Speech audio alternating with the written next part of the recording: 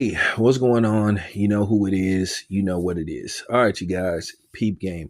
All right, let me talk about this fight between David Morrell and David Benavidez. You know, the battle of the Davids. And both of these dudes are big, big Davids. But nevertheless, I'm not going to pick a winner. Y'all know I don't usually pick winners, but I'll tell you who I'm leaning towards. But David Morrell is a live dog in this fight.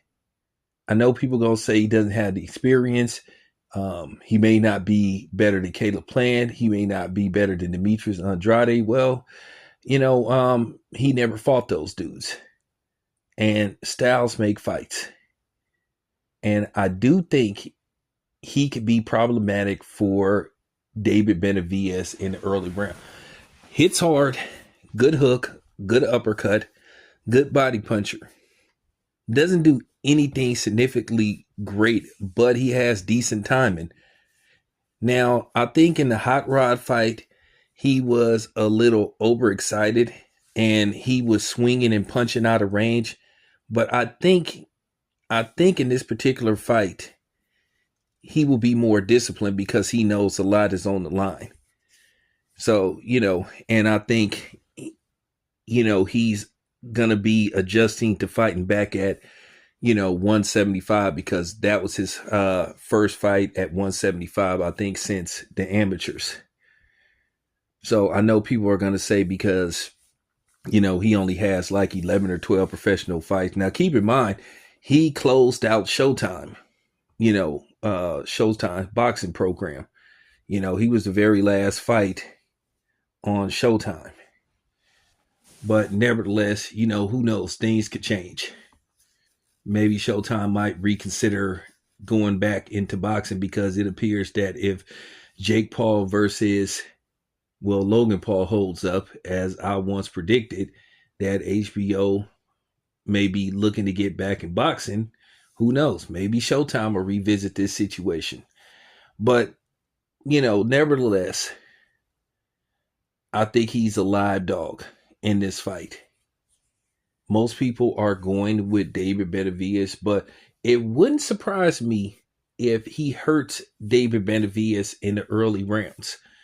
I think what's going to be pivotal to this fight is adjustments. Who makes the best adjustments throughout the fight?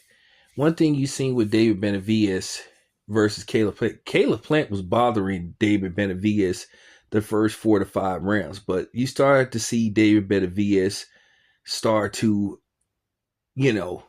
break Caleb Plant down. He started picking them apart. One thing about David Benavidez, he's not just a combination puncher. He can 1-2 you. He can go upstairs. He can go downstairs. And then he can let off those combinations. One thing about David Benavidez, you don't know when those combinations are coming. So, he could hit you with a hook. He could hit you with a body shot. He can, hit you with a lead left. I mean, so you just, he puts his punches together very well. He isn't predictable with the combination punching like Amir Khan was, because Amir Khan, as you saw in so many fights, Amir Khan would get predictable. And if you could catch Amir Khan coming in, you could land something big and possibly hurt Amir Khan or put his lights out. So this is why I think this fight is going to be intriguing. I think the later rounds is going to be the telltale story. It could be a very competitive fight for the first 6 rounds. And I think after the 6th round, you may start see one guy pulling away. You might start to see David Benavidez start to break David Morrell down and then overwhelm him. Keep in mind, he did that with Demetrius Andrade. Demetrius Andrade, after the 2nd round, David Benavidez figured him out, and he just started breaking him down, and then he eventually ended up annihilating him. Gave him his first loss. Beat him down. So you could see the same thing possibly happen with David Morrell. But I do think David Morrell